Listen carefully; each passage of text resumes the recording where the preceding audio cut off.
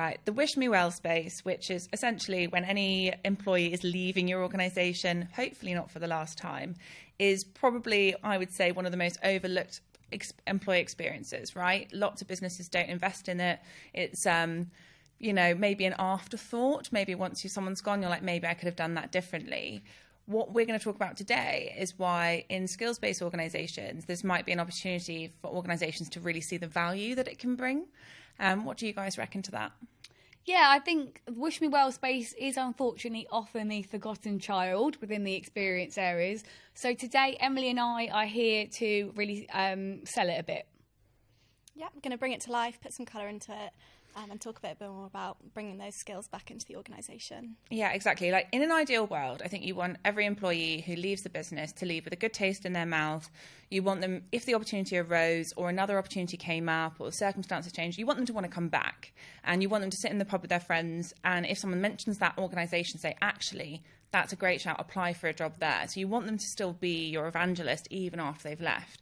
But it's not always as simple as that, is it? It's not. And I think it's really interesting to note that, the talent acquisition piece receives the most budget when we've already got the employees in the organisation with those skills.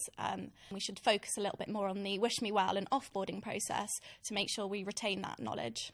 Exactly. And the thing is, they already know the business, right? You know them, they know how it works. So that like speed to proficiency, which is one of those key metrics, isn't it? Especially when it comes to return on investment. It's already there. So if you can entice someone to come back, why wouldn't you? And I think, how would you is my next question for Fionn. So how do you create that boomerang strategy? How do you make people love your business so much that they want to come back again? Well, I think it all starts from having skills in your DNA, really, and making it a place not just to work to earn money at the end of the day, which, let's be honest, why most of us are here. It's also about making it enjoyable and you getting some personal growth and satisfaction from that as well. And more so, I'd say, particularly in those highly skilled areas and industries, okay? We're not here today to say that every single industry has to have a big budget for the wish me well space. Yeah. Retailers or hospitality functions, not necessarily. In some roles, they're quite high turnaround, and we wouldn't necessarily say you need to have a deep-rooted skill strategy within those. But for organisations like underwater welders, for example, the example from the green room about scarce skills, the underwater welder, you want to make sure you map their skills, don't you? Exactly, because, I imagine it takes many years to train to be an underwater welder, and you shouldn't be relying on a 6-month notice period to get those skills from that individual and hire them. So it's really about thinking holistically when you're doing your talent strategies, when you're doing your succession planning, not just thinking about your succession planning for your C-suite, thinking about those hot skills as well. Yeah, exactly. And so I've heard the term, but what does an alumni network look like? Because the term doesn't particularly inspire a lot in me in this moment. Yeah, when anyone says alumni, I think back to those 90s movies of high school reunions. Yeah. Whereas alumni actually are really fun and really important, particularly for networking and to have those employees or that have left the organisation for many reasons, maybe to try a new industry or maybe to move somewhere closer to the countryside because they don't want to be in the London office anymore. But it's about keeping connected to those individuals, keeping them updated on what you're doing as a business through white papers or events, and encouraging them to share their feedback back to us. And it really is a area that organisations should be looking to make a proper programme about.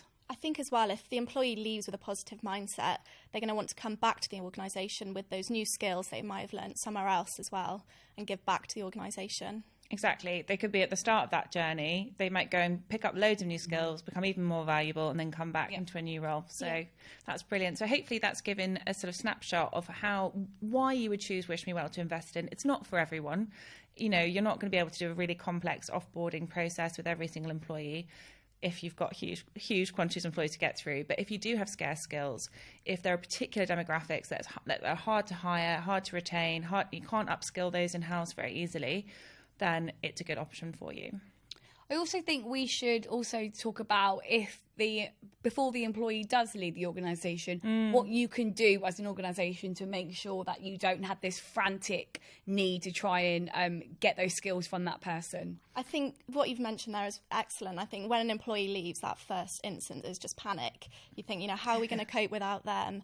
And especially to a client as well. And in the project space, they're really reliant on one or two people. And it's those specialist skills, how we can then retain them and have that culture of knowledge sharing. And it's something that we do at LACE as well. We've got a knowledge system called Method Grid. It's all about putting those processes, best insights, best practice even, insights and processes back into the system. So we've got it documented for future use and making It's a step-by-step, isn't it? It's basically just making sure that things are repeatable even if that person has exited the business. Yeah, and it completely turns the process from something that might be a little bit negative into a positive experience. Yeah, exactly. And if you do have a notice period like that and all the skills are mapped, you know what skills are leaving the business. It's not just the person or the job, it's the skills that are particularly leaving. So you know where the skills gaps might be, you know, when the time comes for that person to go. So thank you both very much. Thank you. Thank you.